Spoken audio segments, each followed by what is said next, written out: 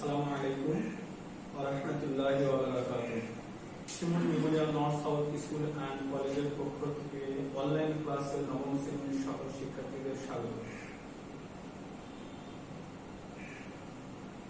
Online ক্লাসে আমি আপনাদের সাথে আছি মোহাম্মদ আতাউর রহমান, সহকারী শিক্ষক, কৃষি শিক্ষা, Shimul memorial north south school and college, Rajshahi.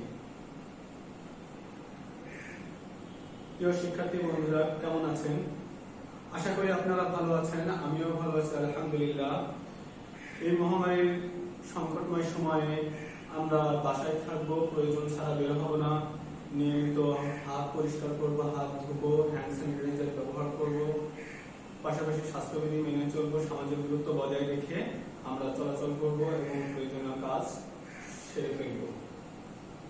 তো আসুন প্রিয় শিক্ষার্থী বন্ধুরা, আজকে আমরা আলোচনায় আসি। আজকের আলোচনার শিকল ফল হচ্ছে এবার শেষে শিক্ষার্থীরা গোলাপ ফুল চাষ, বেলি ফুল চাষ, কলা চাষ এবং আনারস চাষের বিভিন্ন তথ্য সম্পর্কে জানতে পারবেন। আলোচ্য বিষয় অধ্যায় চতুর্থ, পরিচ্ছেদ তৃতীয়, পৃষ্ঠা 128 থেকে 137। গোলাপ ফুল চাষ, বেলি ফুল চাষ, কলা চাষ, আনারস চাষ।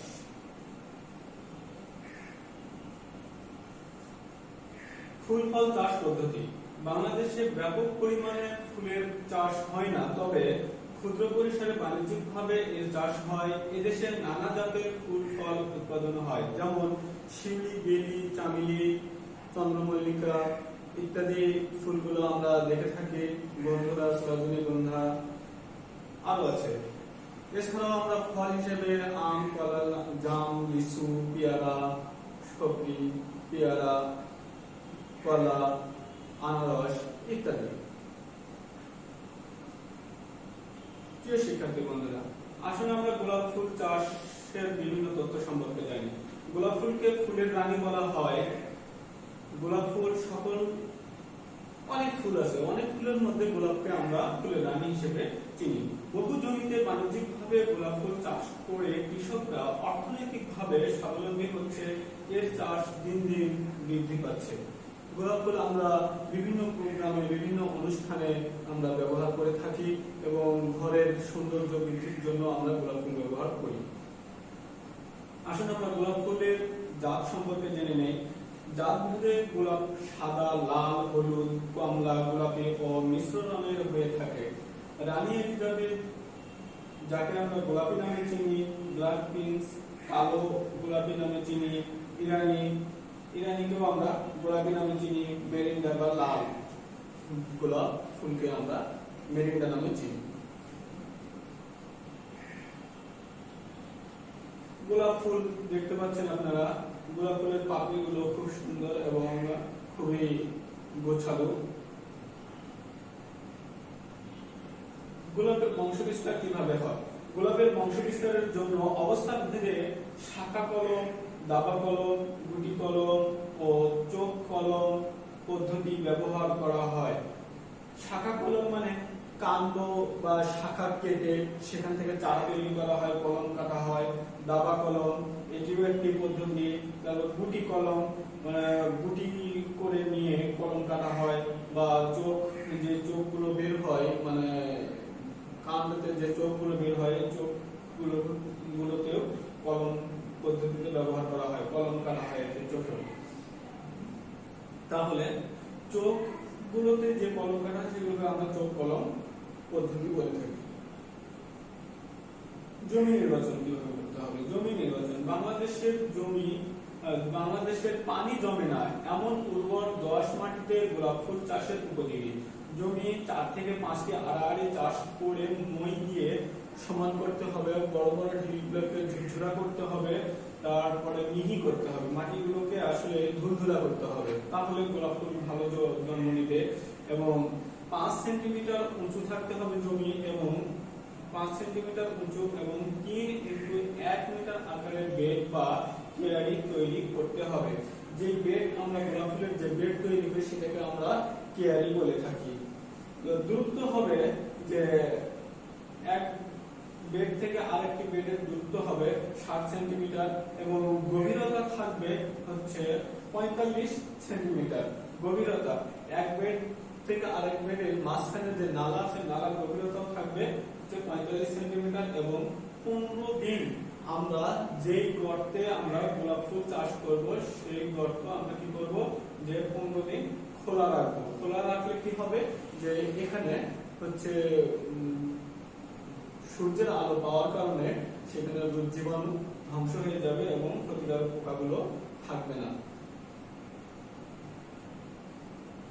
সার প্রয়োগ করবো আমরা। পচা গোবর 5 কেজি, পাতা পচা সার 5 কেজি, ছাই 500 গ্রাম। সারগুলো ভালোভাবে মিশিয়ে গর্তের উপরের স্তরে দিতে হবে। উপরের স্তরে দিলে কি হবে, যে জীবাণুগুলো ধ্বংস হয়ে যাবে এবং ক্ষতিকারক পোকামাকড়গুলো সেখান থেকে চলে যাবে, থাকবে না সেখানে। এই সময় গর্তের জীবাণু এবং পোকামাকড় মারাও যায়। চাষের সময় আশ্বিন মাস হচ্ছে চারা রোপণের উপযুক্ত একটি সময়। আশ্বিন মাস চারা রোপণের উপযুক্ত একটি সময়। পৌষ মাসেও এর চারা লাগানো যায়। পরিচর্যা করতে হবে আমাদের। আগাছা দমন করতে হবে, পানি সেচ দিতে হবে যদি পানি সেচের প্রয়োজন পড়ে। যদি বর্ষার সময় বা হচ্ছে অতিরিক্ত পানি হওয়ার মানে পানি দেওয়ার কারণে নিকাশের প্রয়োজন পড়লে অবশ্যই আমরা নালা কেটে দিয়ে পানি নিকাশ করব, সেই ব্যবস্থাও রাখতে হবে। নিড়ানি দিতে হবে, কেননা পানি সেচ দেওয়ার পর পরই দেখা যায় যে মাটি কিছুটা চাপা মারে, তখন আমরা সেই মাটিতে আবার নিড়ানি দিয়ে আলগা করে দিব। গাছের গোড়ার মাটি শক্তভাবে চেপে দিতে হবে যেন আলগা না থাকে। বাতাসের কারণে বা ঝড় বৃষ্টির কারণে গাছ যেন মাটিতে পড়ে না যায়। ডালপালা ছাঁটাইকরণ করতে হবে, এটি একটি গুরুত্বপূর্ণ বিষয়। যদি আমরা ডালপালা রেখে দেই এবং সবগুলো ডালপালায় রেখে দেই, তাহলে দেখা যাবে যে কাণ্ডগুলো দুর্বল, সেখানে কাণ্ডগুলো দুর্বল হওয়ার কারণে হচ্ছে সমানভাবে এবং মানসম্মত গোলাপ ফুল জন্ম নেবে না এবং ফুটবে না ফুল। এবং কিছু আছে যে ক্ষতিকারক বা পোকা রোগ আক্রান্ত কিছু ডালপালা আছে, এই ডালপালাগুলো রেখে দিলে অন্য ফুলের মধ্যেও আক্রমণ করবে এবং অন্যান্য ডালগুলোকে নষ্ট করে দিবে। এই জন্য আমরা কি করবো, যে রোগ আক্রান্ত যে ডালপালাগুলো আছে সেগুলোকে আমরা কেটে ফেলে দিয়ে দেবো, আর দুর্বল শাখাগুলোকে কেটে ফেলে দেবো। তাহলে মেইন যে শাখাগুলো থাকবে সেখানে বড় বড় এবং মানসম্মত গোলাপ ফুল ফুটবে। ফুলের কুড়ি ছাঁটাই করতে হবে। হ্যাঁ, একসাথে যখন দেখা যায় যে অনেকগুলো কুড়ি বের হয়েছে, তখন ফুলের মান ছোট হবে। বড় করার জন্য আমরা কি করব, ছোট ছোট এবং শাখার যে ফুলগুলো আছে সেগুলোকে আমরা ছাঁটাই করব। মেন শাখাতে যে ফুল আছে সেই ফুলটা রেখে দিলে ওই গোলাপটা বড় হবে। পোকামাকড় ব্যবস্থাপনা। গোলাপ গাছে বেড স্কেল এবং বিটল পোকা বেশি দেখা যায়। রেড স্কেল ও বিটল পোকা বেশি দেখা যায়। কালো দাগ পড়া রোগ একটি আছে, এটিও ছত্রাকজনিত রোগ।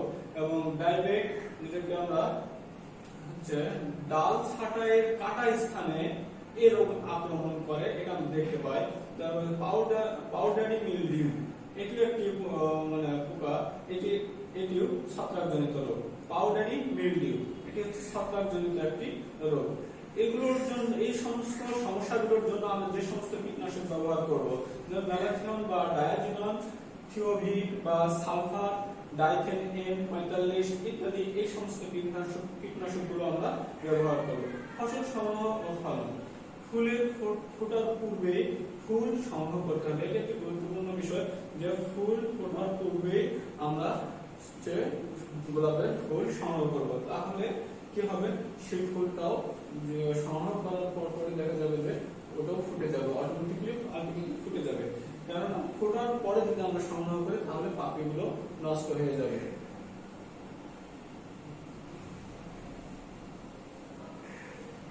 শিক্ষার্থী বন্ধুরা, এখন আমরা বেলি ফুল চাষ সম্পর্কে জানবো।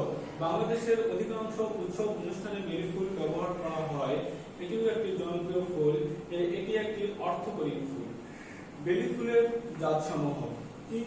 তিন জাতের বেলি ফুল দেখা যায়, যেমন সিঙ্গেল ধরনের ও অধিক গন্ধযুক্ত একটি বেলি ফুল আছে, মাঝারি আকার এবং ডবল ধরনের একটি জাত আছে, তার বৃহৎ আকার ডবল ধরনের আরেকটি জাত আছে, যেগুলো আমরা সচরাচর দেখতে পাই।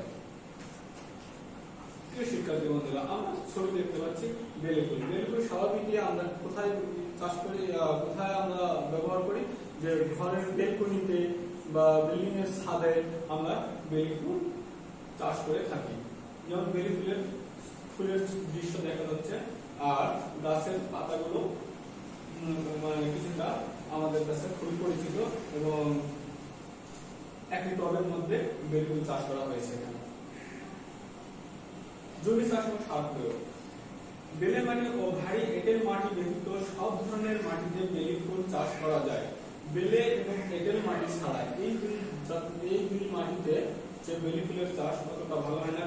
বেলে মাটি হলে সেখানে পুষ্টি পাবে না, জৈব সার প্রয়োগ করলেও অতটা কাজে লাগবে না।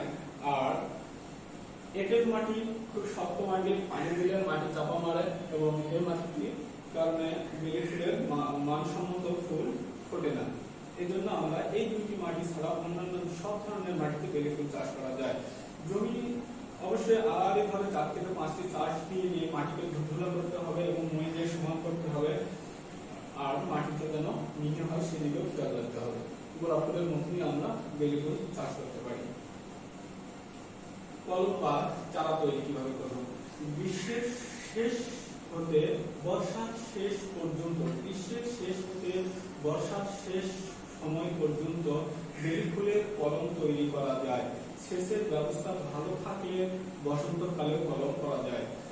যদি সেচের ব্যবস্থা ভালো না থাকে আমরা অবশ্যই এই সময় বসন্তকালে কোনো কলম কাটবো না। সারির দূরত্ব হবে, এক সারির দূরত্ব হবে হচ্ছে 50 সেন্টিমিটার, এবং গর্ত খুঁড়ে মাটিতে রোদ লাগিয়ে মাটিতে শুকিয়ে নিতে হবে। শুকিয়ে নেওয়ার পর কি করবো আমরা? জৈব সার এবং কাঠের ছাই মাটির সাথে মিশিয়ে গর্ত ভাগ করে দিব। তাহলে কি হবে? রোগ জীবাণু সেখানে থাকবে না, এবং রোগ সেখানে ক্ষতিকর কোনো পোকা আক্রমণ করবে না। এই জন্য আমরা এই কাজটি করব। চারা কবে লাগানো? জৈব পদার্থ যুক্ত 10 মাটিতে ইউরিয়া, টিএসপি, এমওপি সার পরিমাণ মতো মিশিয়ে টবে বেলি ফুলের চাষ করা যায়। পরিচর্যা করতে হবে।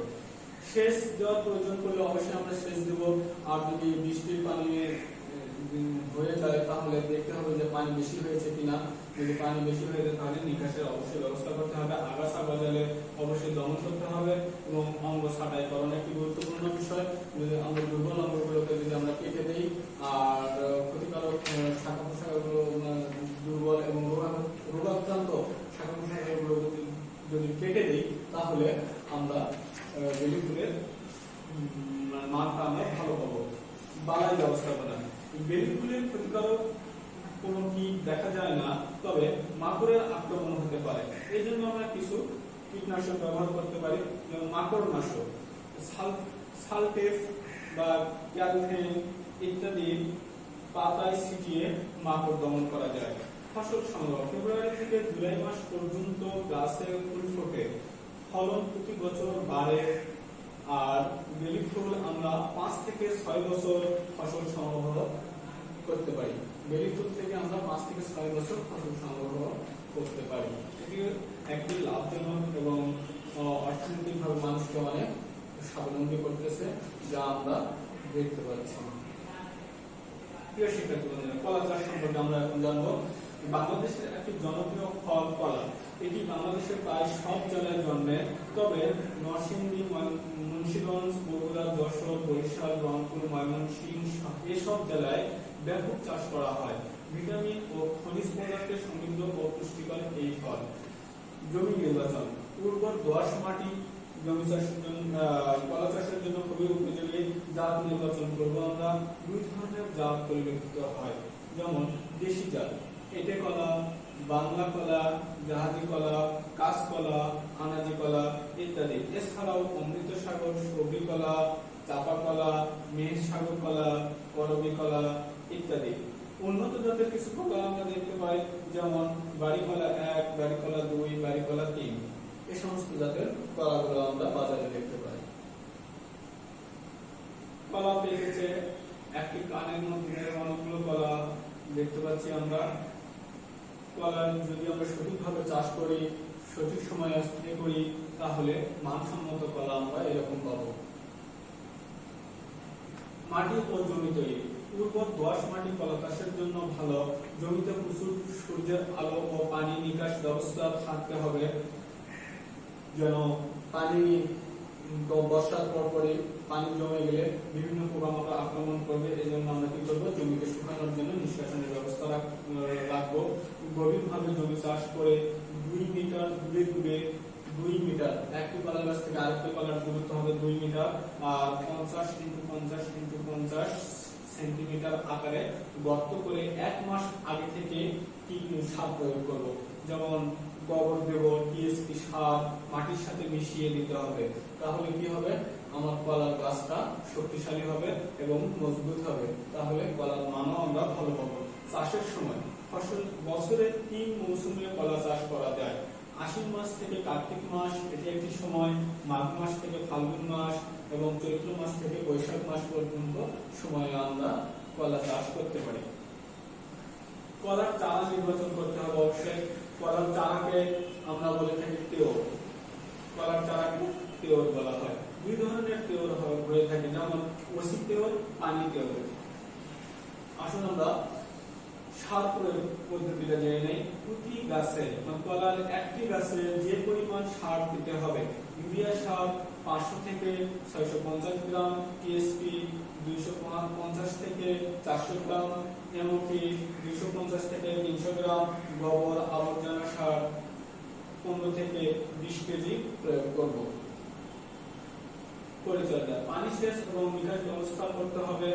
অতিরিক্ত চারা কাটা হবে, খুঁটি দিতে হবে। এটি একটি অতিরিক্ত চারা, মানে কলার গাছের গোড়ায় আমরা বিভিন্ন ধরনের চারা, বিভিন্ন কলার চতুর্দিক দিয়ে বলা যায় যে কলার চারা বের হয়, তেওর গুলো বের হয়ে যায়। তখন আমরা কি করবো, মেইন গাছটাকে শক্তিশালী এবং মজবুত রাখার জন্য অন্যান্য চারাগুলোকে আমরা কেটে দেবো। তাহলে কলার মান আমরা ভালো পাবো। এই জন্য বলা হয়েছে যে অতিরিক্ত চারা কাটতে হবে, খুঁটি দিতে হবে। হ্যাঁ, কলার যখন কান ধরে বা কান আসে, তখন আমরা কি করব, কলার কানকে সোজা রাখার জন্য যেন বৃষ্টিতে বা বাতাসে মাটিতে পড়ে না যায়, এই জন্য আমরা খুঁটি দিব। পোকামাকড়, কলার গাছে যে পোকাগুলো আক্রমণ করে থাকে, বিটল পোকা, থ্রিপস পোকাগুলো আক্রমণ করে থাকে। কীটনাশক হিসেবে আমরা ব্যবহার করব ডায়াজিনন 60 স্প্রে আমরা ব্যবহার করব। আগাছা বেডে যদি আগাছা হয়ে থাকে, তাহলে অবশ্যই আগাছাগুলোকে দমন করতে হবে। রোগ ব্যবস্থাপনা, যেমন পানামা রোগ, এটি হচ্ছে কলার গাছের পাতাগুলো হলুদ হয়ে যায়, আর পাতাগুলোকে হলুদ হয়ে যায় এবং মাঝখান থেকে ভেঙে পড়ে যায়, আর কিছুদিন পরই এই গাছটি আস্তে আস্তে মারা যায়।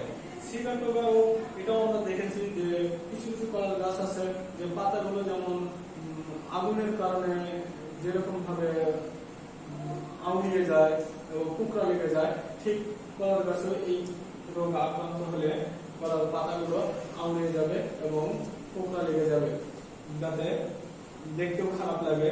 এবং গুচ্ছ মাথা রোগ, এটি একটি হচ্ছে হলো কলার গাছে অসংখ্য পাতা বের হবে, কিন্তু একটি পাতাও হচ্ছে মানসম্মত না এবং একাধিক মাথা বের হয়ে যাবে। একাধিক মাথা হয়ে গেলে এই রোগটাকে বলা হয়, এই দুইটি রোগ, পানামা রোগ আর হচ্ছে সিগাটোগা রোগ হচ্ছে হলো ভাইরাস জনিত রোগ, ছত্রাক জনিত রোগ, আর গুচ্ছ মাথা রোগ হচ্ছে ভাইরাস জনিত রোগ। ফসল সংগ্রহ, চারা রোপণের 15 থেকে 16 মাসের মধ্যে সব জাতের কলা সংগ্রহ করা যায়। হেক্টর প্রতি 20 থেকে 40 টন কলা উৎপাদিত হয়। হেক্টর প্রতি 1 হেক্টর জমিতে 20 থেকে 40 টন কলা উৎপাদিত হয়। এটিও একটি লাভজনক একটি ব্যবসা। এটি আমরা চাষ করে স্বাবলম্বী হতে পারবো। কলা খুবই গুরুত্বপূর্ণ অর্থনৈতিকভাবে। আনারস চাষ, বাংলাদেশে প্রায় 14,000 হেক্টর জমিতে আনারস চাষ করা হয়। এটি জনপ্রিয় ফল। সিলেট, মৌলভীবাজার, চট্টগ্রাম অঞ্চল, পার্বত্য চট্টগ্রাম এবং খাগড়াছড়ি এই জায়গাগুলোতেও আমরা আনারস পেয়ে থাকি। ঢাকা, নরসিংদী, কুমিল্লা, দিনাজপুর জেলাতেও প্রচুর আনারস জন্মে। এর দ্বারা আমরা কি কি জুস তৈরি করে থাকি, যেমন জুস, জ্যাম, জেলি ইত্যাদি তৈরি করা হয়। জমি নির্বাচন 10 বা বেলে 10 মাটিতে আনারস চাষ করা ভালো হয়। আর মাটি ঝুরঝুরা করতে হবে, আড়াআড়িভাবে চাষ দিতে হবে। পাহাড়ি অঞ্চলে কিন্তু চাষ দেওয়ার সুযোগ সেরকম ভাবে না থাকলেও উর্বর মাটি আমাদেরকে বেছে দিতে হবে। আর সমতল করে পানি নিকাশের ব্যবস্থা রেখে জমি তৈরি করতে হবে। জাত জেনে নেই আমরা। বাংলাদেশে আনারসের 3টি জাত দেখা যায়, যেমন হানি কুইন, জায়ান্ট কিউ, ঘোড়াশাল, এই 3টি জাত দেখা যায়। প্রিয় শিক্ষার্থী বন্ধুরা, আমরা আনারসের ছবি দেখতে পাচ্ছি। আমরা আনারসের ছবি, আনারস আমরা ছোট বড় মোটামুটি সবাই আমরা চিনি। আনারসের একটা বিষয় আমি বলে নিই, যেটা আলোচনায় আসবে, যে আনারসের উপরেও কিন্তু একটি কেওর বের হয়েছে। এই আনারসের উপরে তোমার মাথার দিকেও কেওর বের হয়, যেটাকে আমরা মুকুট কেওর বলি, এবং পার্শ্ব কেওর, স্লিপ কেওর বলি। তারপরে হচ্ছে পার্শ্ব কেওর এবং ভুঁইয়ের কেওর বলা হয়ে থাকে। সেগুলো নিয়েও আমরা আলোচনা করব। চারা নির্বাচন। আনারস গাছের বংশ বিস্তার অঙ্গজ পদ্ধতিতে হয়। অঙ্গজ চারা গাছের আনারসের অঙ্গ আমরা এক জায়গা থেকে আরেক জায়গায় স্থানান্তর করে আমরা বংশ বিস্তার করতে পারি। আনারস গাছের 4 ধরনের চারা হয়, যা শাকার বা তেওর বলা হয়। শাকার বা তেওর বলা হয়। প্রিয় শিক্ষার্থী বন্ধুরা, আসুন আমরা সে প্রকারগুলো জেনে নিই। মুকুট চারা। মুকুট চারা হচ্ছে আনারসের উপরের যে শাখাটা বের হয়, মেন শাখা, সেটাকে আমরা মুকুট চারা বলি। আর স্কন্ধ চারা বা মুকুট স্লিপ, মানে মুকুটের পাশে কিছু চারা বের হবে, সেই চারাগুলোকে আমরা মুকুট স্লিপ বা স্কন্ধ চারা বলে থাকি। গোটা চারা অর্থাৎ আনারসের ঠিক আনারস ফলের নিচে তার গোড়াতে হচ্ছে কাণ্ড বা শাখা প্রশাখা বের হবে, সেই চারাগুলোকে আমরা হচ্ছে গোটা চারা বলি। আর গোটা চারা আর পার্শ্ব চারা হচ্ছে আনারসের ঠিক একটু নিচে যে শাখাগুলো থেকে যে চারা বের হয়, সেগুলোকে আমরা পার্শ্ব চারা বলি। আর টেকরি বা ভুঁয়ে চারা, এটি হচ্ছে হলো আনারসের মূল থেকে ফেটে জমি ভেদ করে বের হয়, সাইড দিয়ে বের হয়, এটিকে আমরা ভুঁয়ে চারা বলি। আর পার্শ্ব চারা এবং ভুঁয়ে চারা চাষের জন্য খুবই ভালো। আসুন বীজ বপনের সময় জেনে নেই। মধ্য আশ্বিন, মানে আশ্বিন মাসের মধ্য সময় থেকে শুরু করে নিয়ে অগ্রহায়ণ মাসের মধ্য সময় পর্যন্ত এই 1 মাস আনারস চাষ করার সঠিক সময়। তবে 1 থেকে 1.5 মাস আমরা দেরি করতে পারি। সারির দূরত্ব, একটি আনারস গাছ থেকে আরেকটি আনারস গাছের সারির দূরত্ব হবে 40 সেন্টিমিটার এবং চারার দূরত্ব, গাছের চারার দূরত্ব হবে 30 থেকে 40 সেন্টিমিটার রেখে চারা রোপণ করতে হবে। রোপণ, আনারস চাষের জন্য পার্শ্ব বা ভুঁয়ে চারা খুবই উপযোগী এবং ভালো। তাহলে আমরা এই পার্শ্ব চারা এবং ভুঁয়ে চারা ব্যবহার করলে আমরা আনারস থেকে মানসম্মত আনারস ফসল উৎপাদন করতে পারবো। পরিচর্যা, পানি সেচ দিতে হবে, পানি নিকাশের ব্যবস্থা করতে হবে। মোটামুটি এই সমস্ত কৃষি ফসলের এই জিনিস, শাকসবজি থেকে শুরু করে নিয়ে ফলমূল, এগুলোতে আমরা এই জিনিসটা সব জায়গাতে আসলে পানি সেচের ব্যবস্থা থাকতে হবে, আবার নিকাশের ব্যবস্থাও থাকতে হবে। পানি নিকাশের ব্যবস্থা অবশ্যই করতে হবে। চারা অতিরিক্ত লম্বা হলে পাতা 30 সেন্টিমিটার রেখে সমান করে কেটে দিতে হবে। পাতাকে আমরা 30 সেন্টিমিটার রাখবো, রাখার পরে উপরের যে পাতাগুলোকে সমান করে কেটে আমরা ফেলে দেবো। সার প্রয়োগ কতটুকু দেবো আমরা? গোবর, টিএসপি, জিপসাম বেড তৈরির সময় মাটির সাথে মিশিয়ে দিতে হবে। প্রতি গাছের সারের পরিমাণ জেনে নেই।